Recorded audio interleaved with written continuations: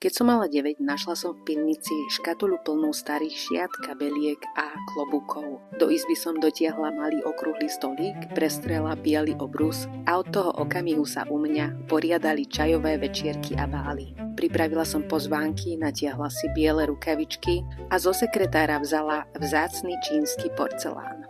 Hosťom som nalievala presladený čaj a túžila som potom, aby som takto žila, keď budem dospelá. Jedného dňa pri poslednom valčíku sa stala nehoda. Neprežil to vzácny porcelánový čajník a mojim čajovým večierkom odzvonilo. Netušila som, že svet sa za ten čas tak veľmi zmení.